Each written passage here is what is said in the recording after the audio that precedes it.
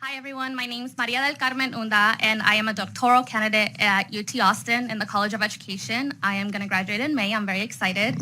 So I come here representing the Texas Legislative Education Equity Coalition, and we are a coalition of 39 undersigned organizations, the paper just passed around, that oppose Senate Bill 17, and it prohibits colleges and universities in Texas from performing any duties aligned with DEI policies and initiatives.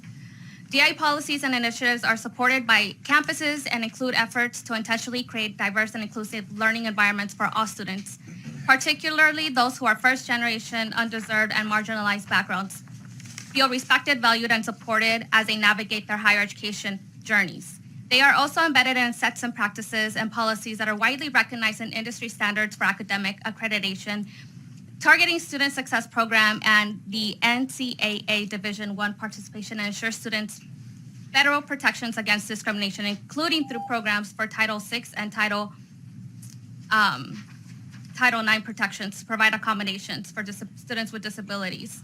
I am also applying for a National Science National Science Foundation grant, NSF, and at the moment I have to talk to them because even though I completed the application, which is a very rigorous, very research-based application for a coding program that I teach in the summers, I have to talk to them now because part of their component is that we have to promise as an organization to have diversity, equity, and inclusion. And so that's $2 million that we might not be able to get to see because of these laws and policies. And these are for coding programs for students in the elementary and middle school levels in the Austin Independent School District.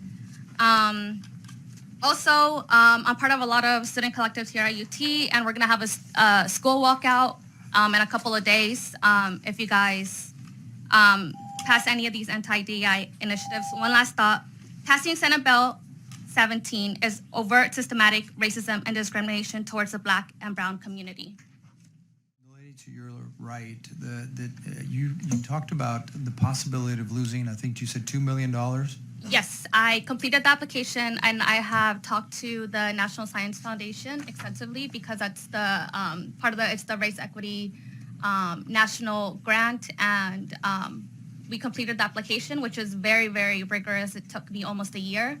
It is grant funding to do further research for coding classes for elementary and middle school students as it pertains here in the Austin community, which is very much needed because there's not enough, even though we are here like Austin is Silicon Valley 2.0 and we don't have enough people of color in the tech industry, and that affects the workforce and the economy. $2 million. You know what would be interesting to find out is how much more money is at risk and what else is at risk if we, out of, trying to fix, I think I loved what Senator West said earlier, of trying to fix a problem that could be surgically addressed, using too blunt of an instrument, we might be making a bigger problem, a much bigger. So I reviewed, before coming to this meeting, I reviewed the University of Texas Austin's budget, and 20% of their annual budget comes from grants, federal grants, and only 10% comes from the state of Texas.